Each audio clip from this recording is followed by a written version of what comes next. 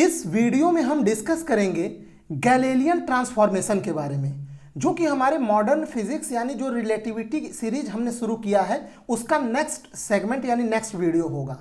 तो Galilean transformation पढ़ने से पहले, गैलीलियन ट्रांसफॉर्मेशन इक्वेशन पढ़ने से पहले सबसे पहले थोड़ा हम ये समझते हैं कि ये जो गैलीलियन ट्रांसफॉर्मेशन किया जाता है वो क्यों किया जाता है। ठीक है, तो Galilean transformations are used to transform the coordinate of a particle और event from one inertial frame to another. यानी जो गैलीलियन ट्रांसफॉर्मेशन किया जाता है वो किसी एक फ्रेम के इवेंट को दूसरे फ्रेम में ऑब्जर्व करने के लिए उनके बीच में जो रिलेशन इक्वेशंस का आता है उसी को हम लोग गैलीलियन ट्रांसफॉर्मेशन कहते हैं। यानी गैलीलियन ट्रांसफॉर्मेशन का प्रयोग किसी घटना के निर्देशांक को एक जड़त्वीय निर्देश तंत्र से दूसरे निर्देश तंत्र में बदलने के लिए किया जाता है। जैसे मान लीजिए एक फ्रेम ऑफ रेफरेंस है चलती हुई बस। ये बस जो है वो गति कर रही है, यहाँ पे कोई व्यक्ति बैठा है, मान लीजिए कोई इवेंट हो रहा है, वो व्यक्ति मान लीजिए बस के अंदर ही चल रहा है या जो भी इवेंट हो रहा है, और यहाँ रोड पे एक व्यक्ति यहाँ पे खड़ा है। तो यहाँ पे जो इवेंट हो रहा है इसके कोऑर्डिनेट्स को हम यहाँ पे खड़े खड़े कैसे हम लोग उसको ऑब्जर्व करेंगे, कैसे इन दोनों फ्रेम के बीच में उनके कोऑर्डिनेट्स के रिलेशन होंगे, उस इवेंट के उसी के बीच में संबंध बताता है गैलीलियन ट्रांसफॉर्मेशन। ठीक है, तो आगे बढ़ते हैं। यहां से हम लोग गैलीलियन ट्रांसफॉर्मेशन को दो केस में करके पढ़ेंगे, क्योंकि ज़्यादातर जो एग्जाम्स में आते हैं यूनिवर्सिटी के एग्जाम्स में वो अक्सर गैलीलियन ट्रांसफॉर्मेशन एक ही डायरेक्शन के लिए होता है। यानी यहाँ पे एक फ्रेम ऑफ रेफरेंस दूसरे के सापेक्ष में केवल एक ही डायरेक्शन में मूव करे तो उसके लिए गैलीलियन ट्रांसफॉर्मेशन इक्वेशन ड्राइव कीजिए। जैसे यहाँ पे केस फर्स्ट मैंने लिया है, when second frame moves relative to first along positive x direction. जैसा कि आप लोग जान रहे हैं, हम लोग रिलेटिविटी पढ़ रहे हैं, तो यहाँ पे अक्सर दो या दो से ज्यादा फ्रेम ऑफ रेफरेंस होंगे। एक फ्रेम में, एक रेफरेंस फ्रेम में कोई घटना होगी और हम लोग उसको दूसरे फ्रेम से ऑब्जर्व करेंगे। ठीक है, उस फ्रेम से भी ऑब्जर्व करेंगे, फिर उनके बीच में हम लोग रिलेशन ड्राइव करेंगे। यही है गैलीलियन ट्रांसफॉर्मेशन। तो यहाँ पे इसको अच्छे से समझिए। ये है हमारा पहला फ्रेम S जो कि रेस्ट में है और ये इनर्शियल फ्रेम है। तो इसका जो ऑब्जर्वर है, जो घटना को ऑब्जर्व कर रहा है, ये O, इसका ओरिजिन यहाँ पे खड़ा है। एक और फ्रेम है S डैश जो कि फ्रेम S के सापेक्ष में पॉजिटिव x डायरेक्शन में एक कांस्टेंट वेलोसिटी से मूव कर रहा है, यानी इसमें एक्सेलरेशन नहीं है। यानी जो दूसरा फ्रेम है S डैश, ये भी हमारा इनर्शियल फ्रेम है। अब मान लीजिए स्पेस में कहीं यहाँ पे एक इवेंट होता है P पॉइंट पे कोई इवेंट हो रहा है, कोई भी घटना घट रही है। अब इस घटना को अगर मैं फ्रेम S में यानी यहाँ ओरिजिन O पे खड़े होकर ऑब्जर्व करूंगा तो मुझे इसका कोऑर्डिनेट दिखाई देगा x, y, z and time t। किस फ्रेम में? S फ्रेम के लिए। और यही सेम घटना जो P पे हो रहा है, इसको अगर मैं S डैश फ्रेम में O पे खड़ा होकर ऑब्जर्व करूं तो मुझे इसके कोऑर्डिनेट्स दिखाई देंगे x dash, y dash, z dash और t dash frame S dash में। आई होप आप समझ गए होंगे। दो फ्रेम हैं, एक फ्रेम S रेस्ट में है, इनर्शियल है, दूसरा फ्रेम S डैश एक कांस्टेंट वेलोसिटी के साथ पॉजिटिव x डायरेक्शन में मूव कर रहा है और इसी में स्पेस में कहीं कोई घटना पॉइंट P पे हो रही है। अब उस घटना को एक बार मैं यहाँ S में खड़ा होकर देख रहा हूं तो मुझे इसके coordinate x, y, z, t दिखाई दे रहे हैं। जब इसी घटना को मैं S डैश इस फ्रेम में खड़ा होकर देख रहा हूं तो मुझे इसके coordinates x dash, y dash, z dash और t डैश दिखाई दे रहे हैं। ठीक है, तो अब आगे बढ़ते हैं। यहाँ पे देखिए, अब यहाँ पे जैसे थोड़ा यहाँ पे देख लेते हैं कुछ, क्योंकि आपको लैंग्वेज लिखना होगा। S dash S inertial frame है, रेस्ट में है। S डैश इनर्शियल फ्रेम है, मूव कर रहा है constant velocity relative to S के सापेक्ष में। और दो ऑब्जर्वर है O और O डैश, वो ऑब्जर्व कर रहे हैं किसी इवेंट को जो पॉइंट P पे हो रहा है। जो इवेंट P जो है वो डिनोट किया जाता है x, y, z and t से। किस फ्रेम में? S फ्रेम में। Also same event P denoted by x dash, y dash, z dash, t dash in frame S dash. ठीक है, अब यहाँ पे कुछ यहाँ पे ध्यान दीजिए। मान लेते हैं शुरू में ये जो O है और O डैश दोनों एक ही पे कोइंसाइड थे। ठीक है, ये मानना पड़ता है गैलीलियन ट्रांसफॉर्मेशन में कि इनिशियली एट t बराबर 0 ये O और O डैश क्या थे? कोइंसाइड थे। फिर उसके बाद t बराबर t सेकेंड पे ये frame s dash constant velocity v से मूव करते हुए यहाँ पे ये चला गया। तो v वेलोसिटी से ये s डैश मूव किया x डायरेक्शन में, और शुरू में o और o डैश एक जगह थे। तो अब इनके बीच की दूरी क्या हो जाएगी, दूरी बराबर चाल गुणे समय, यानी distance is equal to speed into time. तो यहाँ पे दोनों फ्रेम के बीच में जो दूरी, अब t बराबर t सेकेंड पे जो डिस्टेंस क्रिएट हो जाएगा v इंटू टी हो जाएगा। अब मान लीजिए O पे आप खड़े हैं, तो ये पॉइंट जो P इवेंट हो रहा है इसका केवल x वाला कोऑर्डिनेट देखिए, क्योंकि केवल x डायरेक्शन में मोशन हो रहा है। तो आपको इस पॉइंट P का x कोऑर्डिनेट मिलेगा कहां से, O से। जबकि सेम पॉइंट P का आप यहां O डैश से कोऑर्डिनेट निकालेंगे तो x डैश आएगा। मतलब ध्यान दीजिए यहां से ये दूरी x डैश है, ठीक है, x डैश, और यहां O से लेके यहां तक की ये दूरी क्या है, x है। तो आपको एक रिलेशन दिखाई दे रहा होगा कि x is equal to v t plus x dash, या x dash is equal to x minus v t. इस पूरे डिस्टेंस में से वी टी घटा देंगे तो x डैश आ जाएगा। x डैश क्या है, सेम इवेंट का कोऑर्डिनेट है s डैश फ्रेम में। x क्या है, सेम इवेंट का कोऑर्डिनेट है एस फ्रेम में। वीटी क्या है, दोनों फ्रेमों के बीच की जो दूरी क्रिएट हुई है टी सेकेंड बाद वो है। वी क्या है, फ्रेम एस डैश का वेलोसिटी। तो यहां पे आपको ट्रांसफॉर्मेशन इक्वेशन एक मिल जाएगा, x dash is equal to x minus v t. ये वही चीज है मैंने जो शुरू में आपको बताया था, टी बराबर 0 सेकेंड पे ओ और ओ डैश कॉन्साइड होंगे, टी बराबर टी सेकेंड पे एस डैश और एस के बीच में कितनी दूरी आ जाएगी, वी इंटू टी। तो x dash is equal to x minus v t हो जाएगा।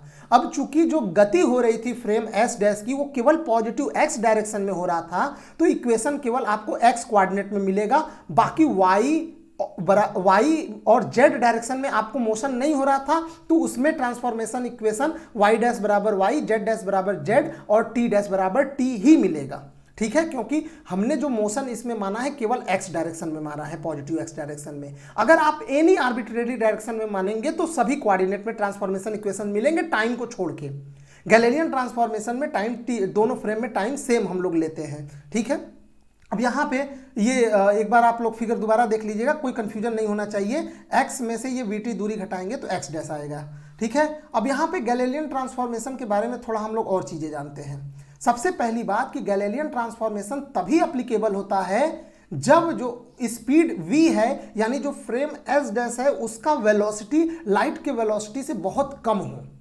समझ में आया, जो s डैश मूव कर रहा था उसका जो स्पीड है वो उस फ्रेम के सापेक्ष में जो स्थिर था फ्रेम s के रिलेटिव में जो है वो लाइट के वेलोसिटी से कम होना चाहिए। यानी स्पीड ऑफ फ्रेम या स्पीड ऑफ बॉडी जो है वो लाइट के वेलोसिटी से बहुत कम होना चाहिए, तभी गैलेलियन ट्रांसफॉर्मेशन एप्लीकेबल होता है। सॉरी, गैलेलियन ट्रांसफॉर्मेशन तभी लागू होता है जब तक फ्रेम या बॉडी की चाल जो v है वो प्रकाश की चाल की तुलना में बहुत कम होती है। जैसे ही उसका चाल लाइट के चाल के यानी v वो लगभग लाइट के वेलोसिटी के बराबर पहुंच जाएगा तो गैलेलियन ट्रांसफॉर्मेशन इक्वेशन फेल हो जाता है, वो एप्लीकेबल नहीं होता। और इस केस में हम लोग लॉरेंस ट्रांसफॉर्मेशन इक्वेशन करते हैं, जिसको हम लोग बाद में पढ़ेंगे। जब वेलोसिटी v जो है वो c के बराबर होने लगता है तो यहाँ पे जो क्लासिकल जो गैलेलियन ट्रांसफॉर्मेशन है वो फेल कर जाता है। फिर वहाँ पे special theory of relativity Albert Einstein की आ जाएगी और वहाँ के लिए हम लोग लॉरेंस ट्रांसफॉर्मेशन इक्वेशन डिराइव करते हैं। इसको हम लोग बाद में समझेंगे। ठीक है, जब थ्योरी ऑफ रिलेटिविटी हम लोग देखेंगे तब मैं वहां आपको समझाऊंगा। अभी इसी में हम लोग आगे चलते हैं, केस सेकंड कर लेते हैं, क्योंकि कभी कभी एग्जाम में ये भी आ जाता है कि जो फ्रेम एस है वो किसी एक डायरेक्शन में नहीं, एनी आर्बिट्रेरी डायरेक्शन में मूव कर रहा हो। तो केस सेकंड है, when the second frame is moving along a straight line. Straight line इसलिए ले रहे हैं ताकि उसका वेलोसिटी जो है वो कांस्टेंट रहे, एक्सेलरेशन उसमें ना आए, क्योंकि एक्सेलरेशन आ जाएगा तो फिर वो नॉन इनर्शियल फ्रेम हो जाएगा और नॉन इनर्शियल फ्रेम के लिए ये ट्रांसफॉर्मेशन नहीं होता है। तो यहाँ पे जो है first frame along any direction. ठीक है, तो यहाँ पे जैसे यहाँ पे एनी डायरेक्शन, तो इसीलिए देखिए यहाँ पे मैंने एक फ्रेम लिया है एस, इसका ओरिजिन है ओ, कोऑर्डिनेट एक्स वाई जेड, ये फ्रेम एस है जो कि रेस्ट में है, ये जो फ्रेम है वो रेस्ट में है। दूसरा फ्रेम है एस डैश जो कि एक आर्बिट्रेरी डायरेक्शन वी में एक कांस्टेंट वेलोसिटी से मूव कर रहा है, तो इसको हम लोग लिख सकते हैं v x i cap v y j cap plus v z k cap, क्योंकि अब की केवल एक डायरेक्शन नहीं है, तीनों डायरेक्शन में वेलोसिटी जो है वो बदल रहा होगा। हालांकि वेलोसिटी होगा, बदल नहीं रहा होगा, वेलोसिटी जो भी है वो फिक्स होगा, कांस्टेंट होगा। यानी एक्स डायरेक्शन में vx है, y डायरेक्शन में vy है और z डायरेक्शन में vz है। एक कांस्टेंट वेलोसिटी बना हुआ है v, ठीक है, चेंज नहीं होना चाहिए, वेलोसिटी कांस्टेंट होना चाहिए। और उसके बाद यहाँ पे एक इवेंट हो रहा है पॉइंट P पे। सेम इवेंट को जब मैं यहाँ O से खड़ा होकर देखता हूं तो मुझे coordinate x, y, z and t दिखाई देता है फ्रेम S में। और सेम इवेंट को मैं अगर यहाँ O डैश पे खड़ा होकर देखता हूं तो मुझे इसका कोऑर्डिनेट दिखाई देता है x dash, y dash, z dash और t dash frame S dash में। फिर से सब चीज़ें वही हैं। देखिए ये अगर यहाँ से मैं खड़े हो जाऊँ, यानी यहाँ से अगर मैं इस इवेंट का दूरी लेंगे x डायरेक्शन में तो x आ जाएगा। अब शुरू में फिर से मान लेंगे कि O और O डैश कोइंसाइड थे, एक ही जगह थे, t बराबर t सेकेंड पे ये जो है इस फ्रेम से x डायरेक्शन में vx इंटू टी दूरी बना लेगा, y डायरेक्शन में vy इंटू टी, और यहाँ पे ये जो यहाँ से इस इवेंट का यहाँ से दूरी लेंगे y डायरेक्शन में तो y आएगा। और सेम इवेंट को अगर मैं O डैश से लूँगा तो x डायरेक्शन में दूरी x डैश और y डायरेक्शन में दूरी y डैश।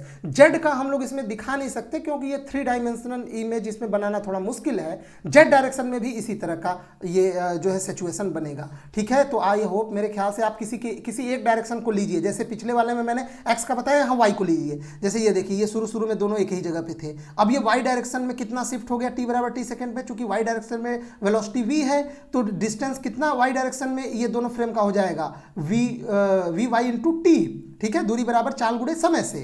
और कोऑर्डिनेट आप देखेंगे तो यहाँ इस फ्रेम से y डायरेक्शन में इस इवेंट का अगर निर्देशांक y है तो सेम इवेंट का अगर यहाँ O डैश वाले एक्सिस पे खड़े होकर देखेंगे तो y डायरेक्शन में ये कोऑर्डिनेट क्या दिखाई देगा, y डैश, जैसे x में था। तो अब यहाँ से जब आप इक्वेशन बनाएंगे तो वो इक्वेशन तीनों कोऑर्डिनेट्स के लिए बनेंगे, सेम बनेंगे तीनों कोऑर्डिनेट्स के लिए। कैसे, देखिए x डैश बराबर निकालेंगे, यहाँ पे देखिए ये दूरी x डैश बराबर क्या होगा, पूरी दूरी x में से vxt घटा दीजिए तो ये x का हो जाएगा। y डैश क्या होगा, ये पूरा दूरी y में से ये इतना घटा दीजिए तो ये y डैश का हो जाएगा। तो यहाँ पे ट्रांसफॉर्मेशन इक्वेशन हो जाएगा, ये लैंग्वेज है, आप लोग देख लीजिएगा, नोट्स मेंटेन कर लीजिएगा। तो x डैश बराबर x minus v x into t, y dash equal to y minus v y into t, z dash equal to z minus v z into t. तीनों कोऑर्डिनेट में इस बार Galilean transformation equations लागू होंगे, क्योंकि जो गति हो रही है फ्रेम की, जो v है वो किसी एक डायरेक्शन में नहीं है, तीनों डायरेक्शन में है। x डायरेक्शन में स्पीड vx, y डायरेक्शन में vy और z डायरेक्शन में vz। तो तीनों डायरेक्शन में मिलने के कारण तीनों डायरेक्शन में यहाँ पे इक्वेशन मिलेंगे, ठीक है। और यहाँ पे t डैश, चूंकि टाइम दोनों फ्रेम में सेम होगा, यानी आप अगर दोनों फ्रेम में 2 घड़ियां रखी हों तो दोनों समान तरीके से काम करेंगी, यानी समय में कोई चेंज नहीं आएगा। ये गैलीलियन ट्रांसफॉर्मेशन में हम लोग मानते हैं। असल में जब वेलोसिटी लाइट के वेलोसिटी से बहुत कम होता है तो ये लागू होता है, t equal to t dash equal to t हो जाता है। वही वेलोसिटी अगर v जो है वो लाइट के स्पीड के बराबर हो जाएगा तो फिर टाइम भी ट्रांसफॉर्म हो जाता है, यानी टाइम भी दोनों फ्रेम ऑफ रेफरेंस में अलग अलग तरीके से काम करेगा। यानी हो सकता है एक में टाइम स्लो पड़ जाए, दूसरे में टाइम की स्पीड बढ़ जाए, या जो भी हो, लेकिन टाइम भी वहां पे बदल जाता है, ठीक है। दोनों फ्रेम ऑफ रेफरेंस के लिए टाइम अलग अलग तरीके से चलता है। तो इसको हम लोग आगे देखेंगे आगे की थ्योरी में। फिलहाल यहाँ पे ये ध्यान रखिएगा। हाँ, अब यहाँ पे ये ध्यान दीजिए, कुछ चीजें टेक्निकल वर्ड्स यहाँ पे ध्यान दीजिए। यहाँ पे अब देख पा रहे हैं x जो था वो सेम इवेंट का पोजीशन था फ्रेम S में, और x डैश सेम इवेंट का पोजीशन है फ्रेम S डैश में। तो आप देख पा रहे हैं कि दोनों में पोजीशन अलग अलग मिल रहा है। तो इसको बोला जाता है position is not invariant under Galilean transformation. कहने का मतलब सेम इवेंट का पोजीशन अलग अलग फ्रेम में अलग अलग मिल रहा है, यानी वो नॉट इनवेरिएंट है। जबकि टाइम क्या है, टाइम चाहे आप S डैश फ्रेम में रहिए, उसके लिए टाइम अगर t डैश है तो फ्रेम S में रहिए, उसके लिए टाइम अगर t है तो दोनों बराबर है। तो इसको बोलेंगे टाइम जो है वो इनवेरिएंट है अंडर गैलीलियन ट्रांसफॉर्मेशन। इनवेरिएंट मतलब ना बदलना, समझ में आया, ना बदलना, दोनों के लिए सेम है तो वो इनवेरिएंट हो गया। पोजीशन क्या है, दोनों फ्रेम में अलग अलग हुए, बदल जा रहे हैं। यहाँ पे x डैश बराबर x नहीं आ रहा है, x डैश बराबर x minus v x into t आ रहा है, यानी x और x डैश बराबर नहीं आ रहे हैं। दो सेम इवेंट के पोजीशंस अलग अलग फ्रेम में अलग अलग आ रहे हैं, तो इसको हम लोग बोलेंगे पोजीशन नॉट इनवेरिएंट होता है अंडर गैलीलियन ट्रांसफॉर्मेशन। तो याद रखिएगा, ये फैक्ट एमसीक्यू टाइप क्वेश्चंस में ये फैक्ट बनते हैं, ये जो लास्ट के मैंने 2 नोट में पॉइंट लिखवाए हैं। तो ये हमारा जो टॉपिक था गैलीलियन ट्रांसफॉर्मेशन के बारे में था। आई होप ये वीडियो आपको पसंद आया होगा। वीडियो देखने के लिए आपका बहुत बहुत धन्यवाद।